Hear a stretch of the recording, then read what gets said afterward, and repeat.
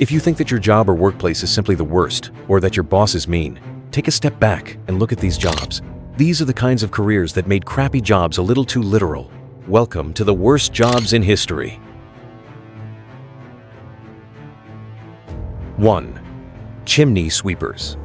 If you've ever complained about your 9-to-5, remember that there were once children who spent their working lives being shoved headfirst into chimneys. In 18th and 19th century England, chimney sweeps were vital because every house needed fire, and every fire left soot that could choke a chimney and set whole neighborhoods ablaze. Regulations demanded cleaning 4 times a year, and so the sweeps were called in. But chimneys weren't designed for maintenance. They were designed narrow and twisting, sometimes no more than 9 inches wide. Adults couldn't fit. So the solution to this? Orphans and poor boys, sometimes as young as 6. Stripped nearly naked to fit inside, they were sent wriggling up black, suffocating tunnels, scraping soot loose with bare hands while inhaling clouds of poison. Many died trapped inside. Others fell to their deaths. For the lucky survivors, there was soot in the lungs and, even worse, scrotal cancer, so common it was known as the chimney sweep's disease. 2. Matchstick girls. In Victorian London, women were losing their jaws to fire before ever touching a match. Match factories employed thousands of young women, nicknamed matchstick girls, who spent their days dipping wooden splinters into white phosphorus paste. White phosphorus was cheap, effective, and lethal. Day after day, the fumes seeped into their bones. It started with toothaches, then swollen gums, then necrosis. Their jaws literally rotted from the inside out, glowing faintly before breaking apart into fragments. The condition was so infamous, it earned a name of its own: Fossy Jaw. Imagine smiling at the dinner table while your face crumbled away. And still they worked, because starvation paid less. In 1888, more than 1,000 of them walked off the job in a strike that shocked London, demanding safer conditions and fair wages. They eventually forced Parliament to outlaw white phosphorus in matches. But not before decades of girls had their lives eaten away by the very fire they were hired to create. 3. Gong farmers. In medieval England, gong farmers were the men who climbed into pits of raw sewage to shovel out the waste. There were no sewers, no plumbing, just deep stone-lined holes that collected everything thousands of people disposed over months and years. At night, under moonlight, these men would lower themselves in, shovel in hand, and fill barrels with human filth. The stink clung to their skin forever, and society shunned them for it, refusing to live near them or even look them in the eye. But the job carried far more than shame. Cesspits were filled with toxic gas that could knock a man unconscious, leaving him to drown in waste. Walls collapsed unexpectedly, burying workers alive.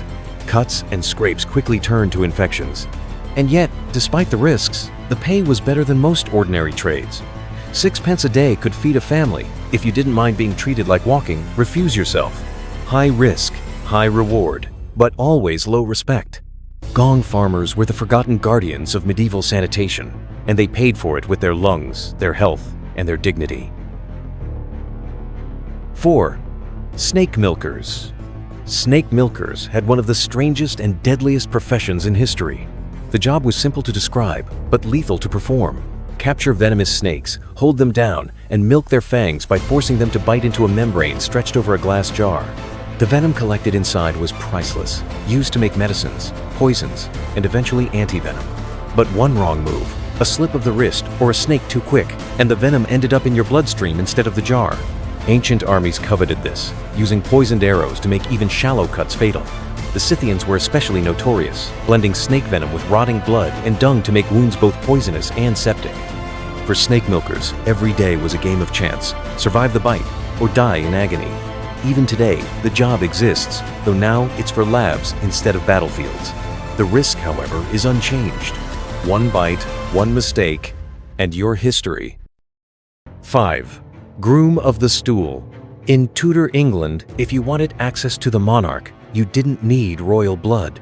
You needed the stomach to help the king do his business, literally. The groom of the stool was tasked with assisting the monarch in relieving himself. The job included preparing the royal chamber pot, helping remove clothing, sometimes even wiping, and recording details about the king's output for the physician. To modern ears, it sounds degrading beyond belief. But here's the twist. This role was actually one of the most coveted positions in court. Why? Because the groom of the stool had constant private access to the king, a luxury no noble could buy. Conversations on the commode carried influence that echoed in laws and policies. Yes, you had to deal with royal excrement, but you also had the monarch's ear, which in politics was worth more than gold. 6. The leech collectors of Europe. Not all terrible jobs give you power. Some give you nothing but blood loss. Take the leech collectors of Europe. When doctors believed that draining blood could cure everything from fever to melancholy, leeches became medical gold. But someone had to collect them, and that job fell to the poorest laborers, often women and children. Their method was as simple as it was horrifying. Wade barefoot into marshes and let the leeches attach themselves. Once your legs were covered, you scraped the squirming parasites into jars. Day after day, collectors emerged from swamps pale, bitten, and weak.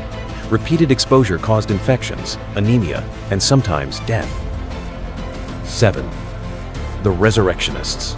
Resurrectionists were men who made their living stealing the dead. In the 18th and 19th centuries, medical schools needed bodies for dissection, but legal donations were rare. That's where grave robbers came in. The job was simple: dig fast, snatch the corpse, and deliver it to surgeons for cash. The fresher, the better, but society despised them, and with good reason. Families guarded graves with cages, watchtowers, and sometimes even armed patrols. Robbers risked arrest, public beatings, or lynching if caught. The work was filthy, dangerous, and morally reviled. Yet the money was steady, and demand never ceased. Ironically, these hated men were indirectly responsible for advancing medicine, though no one thanked them for it. 8. Tanners. Some of you might ask, who's a tanner? These guys were craftsmen whose job was to turn raw animal hides into usable leather. They weren't flashy artisans working with finished leather goods like cobblers or saddle makers. They were the men at the very bottom of the chain, taking in hides fresh off carcasses, which were still bloody, hairy, and rotting, and transforming them into something durable. To do that, they relied on chemicals and natural agents: lime to loosen hair, water to soften, and yes, vats of human urine and dog dung to make the hides pliable. The work reeked so badly that tanning districts were usually built on the fringes of towns, downstream from everyone else, where the smell could blow away with the wind. Tanners lived with constant exposure to disease, infections from cuts, and burns from the caustic solutions they stirred with their bare hands. They were shunned socially because the smell clung permanently to their bodies and homes. Finally, at number 9, we have the whipping boy. One of the strangest jobs ever conceived, the whipping boy. In medieval and Renaissance courts, royal children were considered untouchable. If a prince misbehaved, no tutor or servant dared punish him directly. So, the solution? Hire another child to take the punishment on his behalf. If the prince slacked off in lessons, the whipping boy was beaten. The theory was that seeing his friends suffer would inspire guilt and better behavior. But the reality was, most princes felt nothing but relief that someone else was paying the price. For the whipping boy, it was a life of pain, humiliation, and resentment, all because he had the misfortune of befriending royalty. And that's it today on our Worst Jobs in History segment. If you enjoyed watching this video, please make sure to like and subscribe, and also click on the notification bell to get updates on when we drop new videos. Thank you for watching, and we'll see you next time.